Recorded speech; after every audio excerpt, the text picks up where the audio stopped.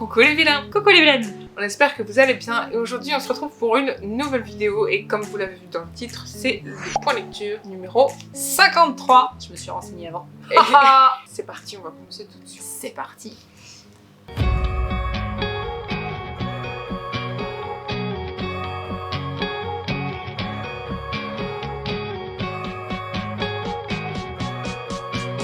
Donc moi pour le premier, ce sera donc L'infini des possibles de Laurie Nelson Spillman aux éditions Libra Diffusio. Alors c'est vrai que c'est une édition où les caractères sont comme pour les personnes âgées, regardez. Non, je rigole. Je rigole. C'est une boutade. Mais c'est vrai que ça m'a bien été parce que franchement, j'ai pas fatigué du tout dessus. Donc voilà.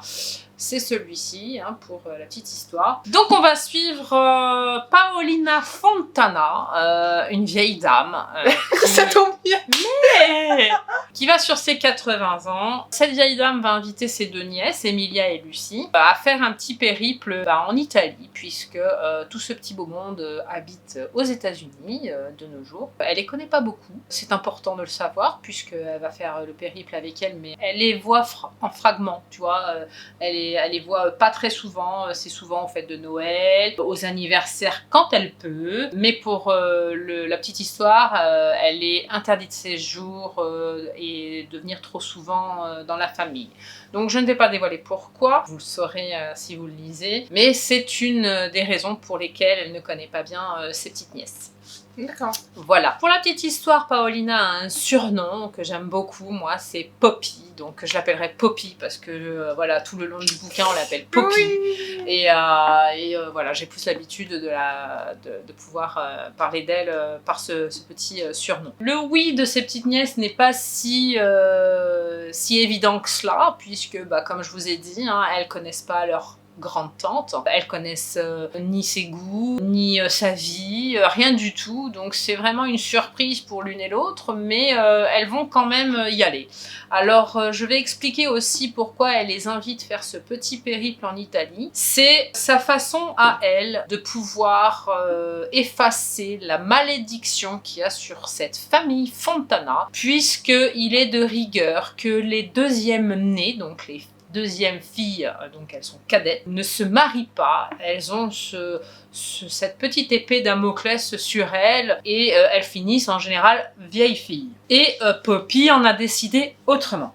Mais voilà. Quand tu dis vieille fille, genre pas de mariage, elles ont pas de mariage, pas de mari. Alors c'est pas qu'elles n'ont pas le droit, c'est que en fait c'est un peu dans l'ADN, dans les gènes depuis des décennies cette malédiction. Et en fait je pense que inconsciemment ces deuxièmes cadettes se font tellement un truc de cette malédiction qui se propage de génération en génération que finalement elles finissent, je pense, par y croire. Alors que dans la vie, on le sait tous, soit on trouve l'amour, soit on le trouve pas. Si on le trouve, il est heureux ou pas heureux, peu importe. Il n'y a pas de genre, voilà, je suis la deuxième née de cette famille, je me marierai jamais, je le sais, donc je vais trouver une activité, une vie monotone, elles deviennent aigries, hein, généralement, voilà. Bah oui, parce qu'en plus, la première, généralement, est chouchoutée, puisque la première a droit à tout, elle a droit à un mari, des enfants, une vie construite, etc. Et du coup, la Benjamine non, c'est pas la Benjamine, mais c'est la Benjamine. Ah la Benjamine n'est pas concernée par ça. D'accord. Tu peux avoir 3, c'est pas concerné. Okay. C'est la deuxième fille née. Voilà, c'est tout le temps comme ça, hein, on nous explique, c'est une malédiction, et ça se pérennise de génération en génération. D'accord. Et donc, comme je vous disais tout à l'heure, Poppy a décidé de contrer, d'effacer, de censurer cette malédiction et à sa façon. Et elle a décidé que pour son 80 ou 81e, je ne sais plus, anniversaire, elle irait trouver l'amour, donc en Italie, à un endroit bien précis. Donc vous comprenez bien que les deux jeunes femmes, qui sont ses nièces, elles sont un peu dubitatives sur cette chose, puisqu'elles sont donc des cadettes, comme Poppy. Ils disent, la vieille... débloque un peu, hein, voilà. Pourquoi elle, Poppy, Fontana... Pourquoi maintenant, surtout? Alors, pourquoi maintenant? Pourquoi Poppy ferait ce genre d'effacement de malédiction? Donc, elle se pose beaucoup de questions sur cette tante un peu... elle n'est pas excentrique, mais elle est débordante d'énergie, de bienveillance, parce que, oulala, si vous saviez tout ce que j'ai pu noter à l'intérieur de choses très sympathiques qu'elle peut dire à ses nièces. Et d'ailleurs, le titre, L'infini des possibles, c'est-à-dire que tout est possible. Et vraiment, c'est bien décrit dans cet ouvrage. J'ai beaucoup aimé. D'ailleurs, je fais un petit clin d'œil à Luna qui l'a lu un petit peu avant moi et je lui avais dit que je lui donnerais bientôt mon avis et voilà, c'est le cas. Chose faite, comme on dit. Et franchement, ce périple en Italie, parce qu'elles acceptent, hein, malgré la folie, on va dire, et c'est avec des bémols, hein, la folie légère de Poppy, vraiment dynamique, elle est fraîche, elle est... parce que c'est quand même un personnage qui a quand même... un certain âge, hein. Oui, mais elle s'habille avec des vêtements avec des couleurs extravagantes, des grands colliers, des bracelets partout. Les années 70. Voilà, à côté vous avez une petite Emilia qui vit sous le jour de sa tante, non, de sa grand-mère Nonna. Nonna qui est la sœur donc de Poppy, mais qui elle est restée vraiment dans le moule de voilà, la femme qui a un mari, qui a eu des enfants, qui a un travail. Elle est très autoritaire par contre. Je rigole. C'est quelqu'un de très autoritaire. Elle veut qu'Emilia fasse que ce qu'elle veut. D'accord. Voilà, si ses petits autour d'elle font pas ce qu'elle veut, ça lui va pas. Elle est au contraire de Poppy, et pourtant c'est la première née, hein, comme je vous ai dit tout à l'heure. Elle n'a pas pris les bénéfices des premières nées, c'est-à-dire un mari, une vie joyeuse, etc. Parce qu'il y a des secrets de famille. Et ces secrets de famille, je ne vous en dévoilerai aucun, puisque ça concerne ce cercle de femmes dont je vous parle, donc des 4. Avec Nonna. Nonna, comme je vous ai dit, qui est très autoritaire, qui a perdu sa fille, la maman de Emilia. Et c'est elle qui a, avec son papa Emilia, élevé donc cette petite. Et donc, Emilia, elle a l'habitude de beaucoup s'effacer. C'est une jeune femme effacée. Elle est bien dans sa vie, mais elle vit que pour le travail. C'est-à-dire que voilà, à telle heure, il faut qu'elle aille bosser. Il travaille en famille en plus. Mais trop boulot dodo. Et il travaille en famille. Et ça, c'est terrible. Pour ce genre de famille très exclusive, je dirais. Intrusive même, parce que voilà, même quand elle reçoit des courriers de Poppy au tout début, avant de partir, voilà, elle est très surveillée. C'est une famille italienne. Ouais, voilà. Par excellence. Voilà, donc il y a encore des restes un peu d'excessivité, de possessivité, on va dire. Lucie, par contre, elle c'est tout le contraire. C'est tout le contraire d'Emilia, parce que Emilia, elle n'a pas forcément de relation affective, et amoureuse régulière. Elle s'en fout un peu, au contraire de Lucie, qui veut, elle, conjurer le sort, justement, parce qu'elle le sait, elle aussi.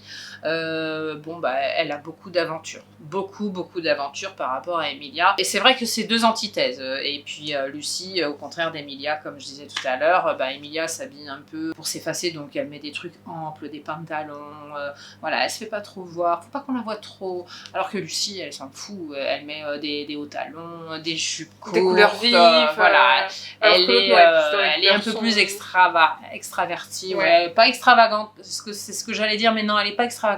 Elles sont quand même un peu introverties, mais elles ont une façon à elles de s'extérioriser un peu différente toutes les deux. Et de là, donc, le périple va commencer. Elles vont partir donc en Italie, à Venise, Florence. D'ailleurs, je crois qu'elles atterrissent en premier à Venise pour la petite histoire. Et de là, en fait, cette femme formidable va quelque part dénouer, délier, encourager les envies de ces deux petites, Elle va leur faire voir, par exemple, comme Lucie est très accro à son téléphone et qu'elle vient peut-être de se faire larguer par son copain du moment, Poppy décide à un moment donné de prendre le téléphone et de lui dire stop. Et en fait, Lucie finit par l'oublier dans l'avion. Sa tante lui dit, bah écoute, prends l'occasion de pouvoir, comment je pourrais dire, de profiter de ta liberté.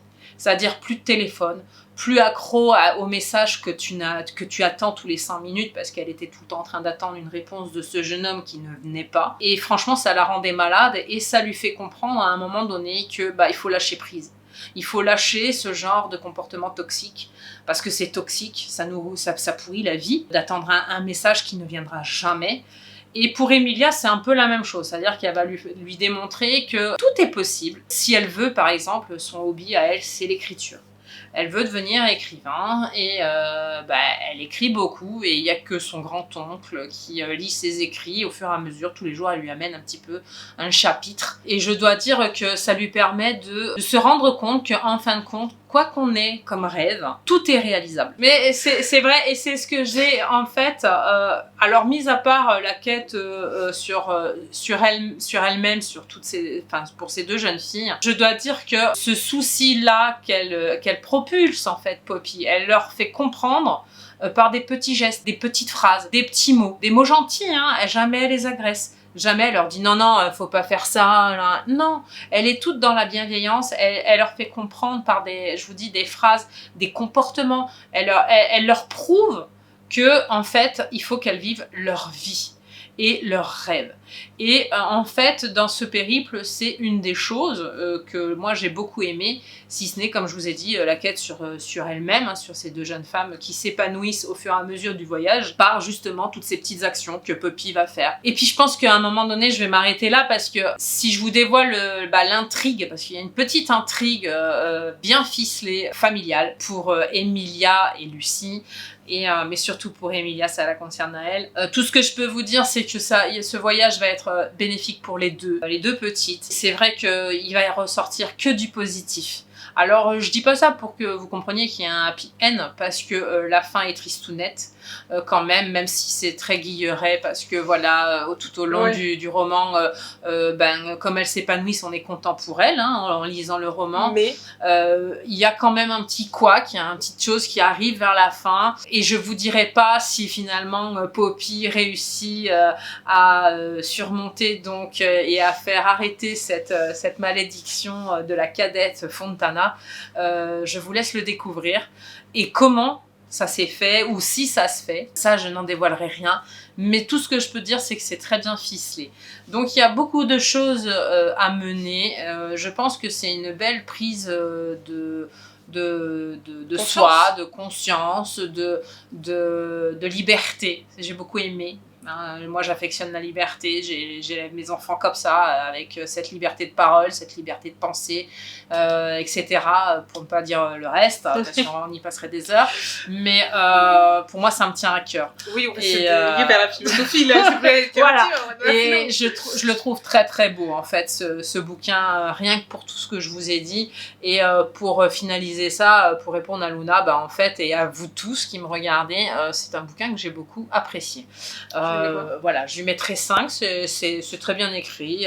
Je dois dire que malgré tout ça aussi, comme je vous ai dit tout à l'heure, vous avez dû être surpris, en m'écoutant, j'ai dit que c'était guilleret. Alors sachez que quand même, Poppy est une boule d'humour. C'est le mot boule qui revient. C'est vraiment une femme génialissime. Moi, j'aurais aimé, par exemple, avoir une grand-mère aussi dynamique, aussi... je dis pas qu'elle l'était pas, mais bon, voilà, les époques sont différentes, les personnages sont différents. On vous explique aussi pourquoi ils sont venus habiter aux États-Unis, etc. Donc on vous explique tout. Et voilà, donc c'est un bouquin que j'ai beaucoup aimé. Dites-moi si vous l'avez lu et si vous a plu. Pour le prochain, j'enchaîne avec le tome 2 des McCoy. C'est L'ours et le taureau de Alexiane Thiel, les éditions Hugo Poche. Bon, ça n'étonne personne. Oui. Je ne suis pas la seule à avoir les McCoy sur cette chaîne. Et rappelez-vous, dans le premier, ce qui se passe... Je suis pas... Donc, rappelez-vous, dans le premier, ce qu'il se passe, puisque donc Phèdre rencontre Caleb McCoy, qui détient le clan des McCoy, enfin bref, ça, concrètement, dans ce deuxième tome, voilà, on revient après la bataille, j'allais dire. On n'est pas dans Culloden, non. Après le moment à Yves-Raret, si je le prononce bien, et en fait, on revient juste après cet événement-là, donc ce qu'il s'est passé entre les clans, puisqu'il y a eu, comment on peut dire, une altercation, pour pas détailler exactement ce qui s'est passé, mais à la fin du premier tome, Caleb rattrape Phèdre et lui dit quelque chose qui va les hanter tous les deux finalement, puisque chacun part de son côté, puisque à la fin du premier, Phèdre décide de reprendre donc le clan MacLeod qui est le sien et celui de son père anciennement puisqu'il est mort. Et voilà, elle veut devenir le chef de clan et elle va tout faire pour y aller. Donc elle va retourner à Duvengan. Voilà, c'est Duvengan. Oui, Duvengan. Voilà, bref. Dans ce deuxième tome, on la retrouve directement justement à son fief. Elle doit devenir chef de clan, elle doit s'imposer aussi en tant que chef de clan. Elle doit essayer au niveau des insulaires de se faire aimer, on va dire, et respecter, accepter. Mais aussi de ceux qui habitent le château de son père, comme Conrad et tous ces... Voilà, Mathieu, Callum aussi. C'est plutôt Mathieu. Hein, oui, mais voilà, elle a vraiment beaucoup de boulot. D'ailleurs, il faut tout remettre en œuvre, etc., etc. Donc, je vous détaille pas trop tout ça. Donc ça, c'est un de ses buts premiers dans ce tome 2. Mais il y en a d'autres, forcément, puisqu'elle veut détruire Henry Campbell, qui est celui qui a tué son père. Le méchant. Et McCoy aussi, puisqu'elle le déteste. Elle le déteste, dans le début de celui-là, elle le déteste, elle veut le voir mort, elle veut qu'il périsse autant que Campbell, et elle est prête à se venger. Et devinez qui tape à la porte de son château. Tac, tac, tac, les Mackenzie, forcément. Les Mackenzie tapent à sa porte, lui demandent une alliance contre les McCoy et les Campbell, pour pouvoir justement qu'elle assouvisse sa vengeance et qu'elle redevienne vraiment un clan et qu'elle fasse ses preuves finalement en tant que chef de clan. Hein, les Mackenzie. Hein. Oui, ils jouent sur plusieurs tableaux et c'est pas très bien. Enfin bref, je ne vous dirai pas la décision qu'elle a prise, je ne vous dirai pas comment ça finit, je ne vous dirai pas ce qui se passe réellement, mais sachez que ce livre est bourré de rebondissements et on s'attache beaucoup à tous les personnages qui entourent Phèdre et Caleb et on n'a qu'une envie, c'est que forcément ils finissent ensemble et qu'ils se retrouvent, puisque on sait que dans le premier il se passe certaines choses entre eux, voilà, qui vont bouleverser un peu leur lien aussi, puisqu'ils se connaissent pas au début et aussi un peu ils se détestent. Bon là, le voue une aide, enfin bref. Et voilà, il faut que lui, il essaye de la reconquérir et qu'elle, elle accepte finalement et qu'elle sache surtout ce qui s'est vraiment passé. C'est ça.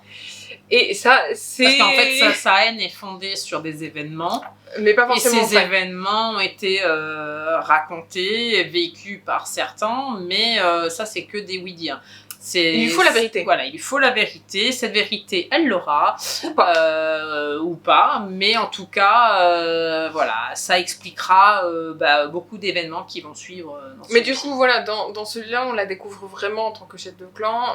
On voit comment elle arrive à s'imposer, justement. Même avec un entraînement intensif, par exemple, sportif. Hein, et je peux vous garantir que l'entraînement qu'elle a, il est haut level. Mais aussi par rapport aux relations finalement, puisqu'il faut justement qu'elle s'impose et qu'elle se fasse respecter, mais c'est pas en laissant faire les autres que forcément en tant que chef de clan elle va prendre des décisions. Qu'elle aille les rencontrer, donc voilà, il faut vraiment... c'est du marketing, mais voilà, il faut quand même qu'elle vraiment qu'elle se mette dans le contexte et qu'elle s'y plie finalement et qu'elle fasse abstraction. Donc c'est pas en restant dans un château qu'elle va y arriver. Voilà, c'est ça. Et donc dans celui-là, c'est tout ce qu'on a. Je ne vous dirai pas comment celui-là se termine. Je pense que j'ai pas forcément besoin de dire autre chose, sauf si vous voulez savoir la suite. Tout ce que je peux dire, c'est que j'ai beaucoup aimé l'histoire de Phèdre et Caleb. J'aime beaucoup la façon dont c'est écrit et la façon dont on nous raconte les choses. J'ai beaucoup aimé la même scène que toi, puisque tu m'as dit que tu l'avais aimé, c'est celle où l'un des clans, je ne dirais pas lequel, se bat contre les Mackenzie et je ne dirais pas pourquoi, mais j'ai beaucoup aimé la façon dont c'est écrit et c'est très dynamique. On y est vraiment bien plongé et on a envie que ça continue et même, ouais, enfin voilà, bref. Moi je sais que je lui ai souvent dit que j'avais la sensation quand je lisais les scènes de combat, même les corps à corps et tout, et qui sont super bien décrits, j'avais vraiment la sensation d'y être avec mes yeux là, et puis de regarder comme un feuilleton qui passe devant moi. On a vraiment la sensation d'être dans un film où vraiment... Elle a fait un bon job sur on est dans des actions, sur la description des actions, que ce soit un coup de poing. On a l'action du coup de poing, mais on a aussi le résultat du coup de poing. On nous le dit, on sait ce que ça peut faire, ne serait-ce que même au son. Elle nous décrit des fois les sons des craquements d'os et tout. Franchement, j'ai beaucoup aimé ça. J'ai eu l'impression vraiment d'y être. Exactement. Mais ça, c'est... Exactement, mais même au niveau des balles qui sont tirées, enfin, des événements aussi, et des châteaux, puisque on se balade, par exemple, dans cette bataille-là, enfin, entre guillemets, on est dans le clan des Mackenzie, donc au niveau de leur château, donc comment ils sortent du château, etc. Tout ça, on a chaque détail, non, vraiment, c'est vraiment très très bien fait. Au niveau de la... Oui, voilà, toi-même t'as compris. Oui, voilà. Ça c'est vraiment, voilà, vous avez les snipers, vous avez vraiment tout bien décrit, on entend presque, on pourrait entendre le son des balles parties, voilà. On s'imagine très bien la façon dont elle nous décrit les choses, donc oui, j'aime beaucoup son livre, j'aime beaucoup ses livres de toute façon. Sachez que j'ai déjà lu le 3e, en fait, je l'ai dégommé juste derrière, en fait, j'ai pas pu résister, je dois l'admettre. Je l'ai contaminé. Oui, c'est vrai. Et du coup, je me suis dit que j'allais lire le 3e tout de suite. Oui, c'est vrai. J'aime beaucoup et je lui mets 5. C'est une saga qui vaut la peine d'être lue. Et encore une fois, ce n'est pas la même chose qu'Outlander. Ça parle de l'Écosse, bien évidemment, des clans écossais, mais ce n'est pas du tout la même époque, ni le même contexte. Donc... je tiens quand même à le rappeler parce qu'on sait jamais, mais voilà, c'est une histoire que j'aime beaucoup et que je vous recommande si vous aimez la romance. Moi, pour mon second, c'est une suite de saga. Vous savez que j'ai beaucoup aimé. C'est donc la villa aux étoffes numéro 2, donc c'est les filles de la villa aux étoffes, pour le coup. Tu vas y arriver. De Charleston, et puis c'est de Anne Jacob. Dans ce tome 2, c'est vrai que y a pas beaucoup d'hommes, puisqu'on se retrouve en 1916, en pleine guerre mondiale. Donc la première. Et c'est vrai que dans cet opus, on nous parle beaucoup plus de la condition féminine pendant cette période un peu troublée. Je dis un peu, c'est un euphémisme bien sûr, puisque voilà, on sait que les femmes ont fait beaucoup de choses pendant cette période. Et on nous explique forcément tous les tracas qu'ont pu avoir ces femmes, aussi bien des tracas familiaux, des tracas professionnels, financiers, émotionnels, physiques, moraux. Oui, de toute façon, et j'en passe. Qui ont fait plein de choses, elles sont restées là. Voilà, elles sont restées seules, avec les champs pour certaines, des villas à gérer comme pour celle-ci, pour la famille Melzer, qui ont donc une usine de tissus, de filage. Oui. Et c'est vrai que le grand boom de cette Première Guerre mondiale fait frissonner un peu les finances et les grosses usines de cette sorte. On va découvrir une certaine facette de cette usine qui va essayer de se renouveler pour pouvoir perdurer, et ça ne va pas être facile. Donc ça c'est pour la globalité, l'ensemble. On va continuer à suivre donc Marie, dont je vous avais parlé dans le premier. Elle s'est donc mariée à Paul. Si vous suivez un petit peu, et si vous ne savez plus, vous pouvez aller voir mon avis du premier. Donc Paul, c'est le fils du domaine. C'est maintenant à l'origine c'était le gérant de la filature, mais comme il est parti à la guerre, c'est vrai que voilà, tous les hommes sont partis, il n'y a plus personne pour s'occuper de cette fabrique, il n'y a plus personne non plus pour faire les jardins de ce domaine, pour s'occuper aussi des chevaux, etc. Donc les femmes s'y mettent, aussi bien du côté domestique que du côté un peu plus bourgeois. Oui, de toute façon, elles prennent leur place. Voilà, elles font tout ce que faisait un homme de l'époque, et c'est vrai qu'elles ont pris une place énorme. Et ce domaine a une petite particularité, c'est qu'il va être soumis à être un hôpital pour accueillir donc des soldats blessés. Donc il y en a certaines qui vont se transformer en infirmières, dont Elisabeth qui va beaucoup s'épanouir. Donc Elisabeth, c'est la sœur de Paul, donc une des femmes très importantes du domaine. C'est vrai qu'elle va s'épanouir parce qu'elle va comprendre qu'elle peut servir, entre guillemets, c'est pas péjoratif ce que je dis du tout, mais elle va comprendre parce que voilà, dans son milieu avant on était un peu la potiche de service, c'est-à-dire fallait qu'on fasse un beau mariage, qu'on fasse des enfants, etc., qu'on tienne sa place. Là, elle va, entre guillemets, c'est pour ça que je dis que c'est pas péjoratif, puisque l'époque veut ça, elle va s'épanouir dans ce métier d'infirmière, elle va se sentir utile auprès des gens, donc sa vie va être remplie, elle va se découvrir. Elle va se découvrir. Je dis pas qu'elle fera forcément ça après, bien au contraire, mais je vous en dévoilerai plus tard, mais dans un autre opus aussi, parce que j'ai lu le 3 déjà. J'essaye de pas trop vous en dire pour pas trop vous en divulguer, pour pas trop me tromper, parce que vu que je sais des choses du 3, donc voilà. Mais je m'égare. Oui, bref, en tout cas, tout ce petit beau monde s'épanouit comme il peut. Il y en a où ça va être un peu plus dramatique, puisque vous le savez, quand il y a des guerres, il y a des décès. Donc on va aussi bien perdre du monde, comme on va en gagner, puisqu'il y a des personnes qui vont prendre beaucoup plus d'importance. Par exemple, je pense à Van, je sais plus quoi, je sais plus le nom. Lui, il va être soldat blessé donc à la villa, mais dans le 3, par exemple, il finira par intégrer un peu plus la famille. Je vous dirai pourquoi plus tard. Donc il y a des changements de position. Non, pas du tout. Non. Pas tout de suite. Mais au début, il va devenir un peu plus intime en tant qu'ami, en tant que soutien justement des femmes qui sont là pour aider tous ces jeunes gens blessés. Et c'est vrai que la famille va beaucoup quand même souffrir puisque il faut quand même héberger tout ce petit monde. Il faut nourrir ce petit monde parce que même si ils sont aidés par l'armée, on sait très bien que c'est pas forcément suffisant. Surtout s'ils sont beaucoup. Voilà, ils sont beaucoup. Et puis, on réquisitionne quand même le domaine et la maison est transformée. Donc, c'est vrai que ça change un petit peu la donne. C'est-à-dire que je vais juste donner un exemple, et je n'irai pas plus loin. C'est que, pendant les Noëls, c'était assez fastueux. On mettait le grand sapin dans l'entrée, avec des belles choses lumineuses, etc. Là, à la place, ils ont mis des cloisons pour pouvoir mettre des lits, faire des cocons pour qu'on puisse soigner les soldats, donc des salles un peu spéciales. Donc voilà, ça n'a plus rien à voir. Donc on nous explique bien tout ça, c'est très bien écrit, le changement qu'il peut y avoir dans cette demeure, aussi bien, comme j'ai dit tout à l'heure, émotionnel, moral, physique, parce que il y a beaucoup de sentiments mêlés, on prend beaucoup sur soi, c'est vraiment très intéressant. Et puis, encore une fois, on est de l'autre côté de la barre, c'est-à-dire qu'on n'est pas du tout en France, là. Donc, c'est intéressant aussi de le voir. Et puis que ce soit écrit et qu'on nous raconte donc une histoire par rapport à ça.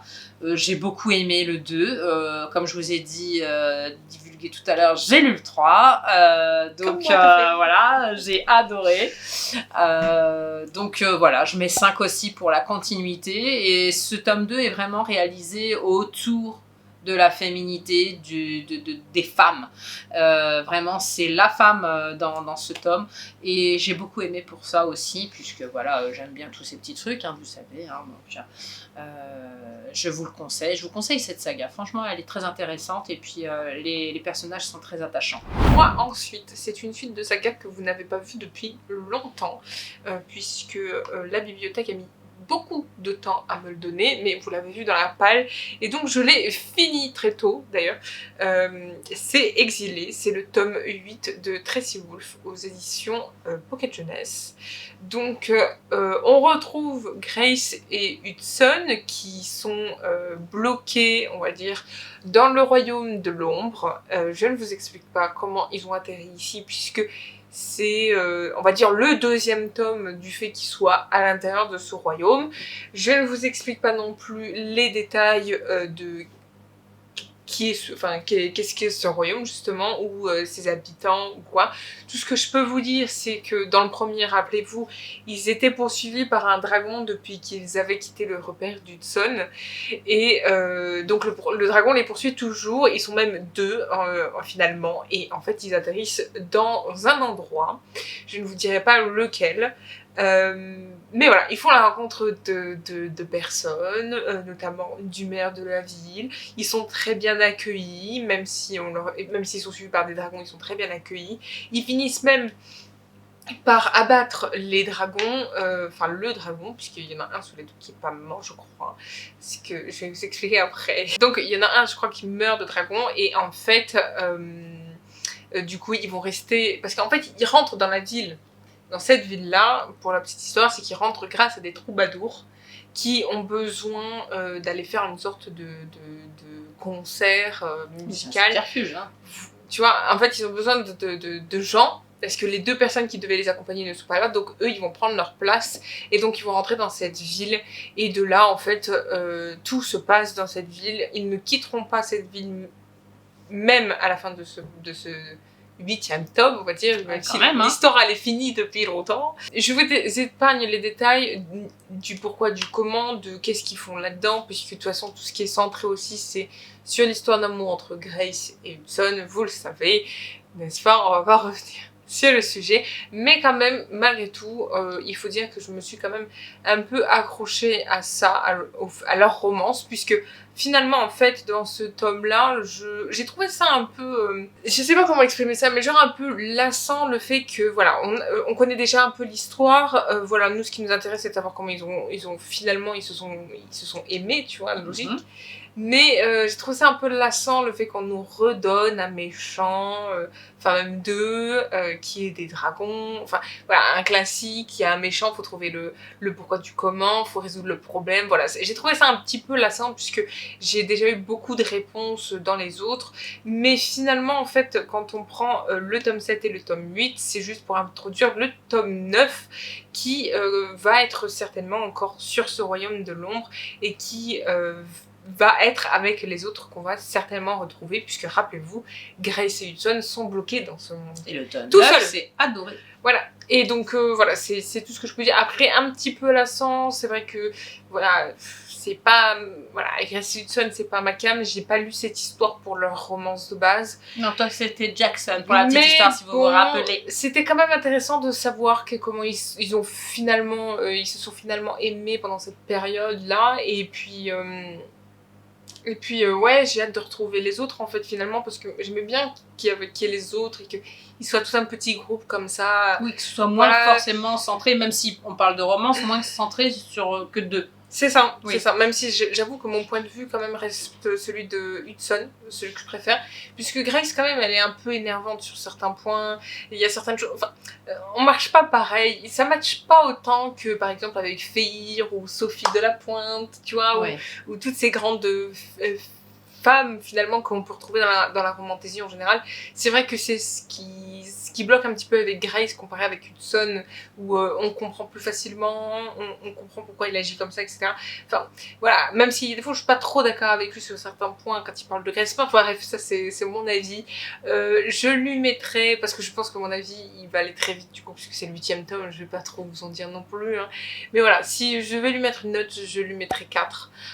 C'est vrai que c'est pas forcément ma came, mais c'est pas mauvais, puisque de toute façon l'écriture elle ne change pas, elle reste toujours la même, la plume de l'autrice passe bien, ce sont des chapitres très courts, ça va très vite, même si j'ai eu du mal à l'accrocher un petit peu, voilà, on est quand même content de retrouver voilà un peu cette histoire. J'ai hâte de lire Adoré, voilà, je peux pas plus vous dire, et voilà, c'est très rapide, mais en même temps il n'y a pas grand chose à dire. Si vous avez commencé cette série-là, ou si vous aimez une autre dans le même style. Non, parce qu'il a plein de points négatifs. En fait, cette saga a plein de points négatifs. Déjà, elle est pas avec Jackson finalement. Oui, ça c'est ton point de vue à toi, parce que toi c'est celui que tu préfères. Finalement, comparé à la découpe des livres aux USA et chez nous, c'est pas du tout la même chose. Enfin, je crois. Là, ils nous coupent carrément les livres, donc c'est vrai que c'est un peu compliqué. Je l'ai attendu longtemps, donc c'est plus la même hype qu'au moment où j'aurais dû le lire il y a quelques mois en arrière. Donc c'est vrai qu'il y a beaucoup de facteurs négatifs qui rentrent en compte aussi, donc faut pas trop se fier non plus à tout ça, mais à l'histoire même, voilà. Bon, cette vidéo est maintenant terminée, on espère qu'elle vous aura plu, voilà. Nous, elle nous a plu. Nos petits avis livresques, comme on peut le dire, forcément. Donc n'hésitez pas à venir nous suivre sur nos réseaux sociaux, Instagram, tout ça, tous les liens sont en description. N'hésitez pas à liker cette vidéo, À partager. à commenter surtout. Oh, t'as suivi, c'est bien. Abonnez-vous. Et surtout, abonnez-vous à notre chaîne YouTube et activez la cloche. On vous fait plein de bisous. Prenez soin de vous, portez-vous bien, lisez bien. On se dit à la semaine prochaine pour une nouvelle vidéo. Des bisous. Bye bye.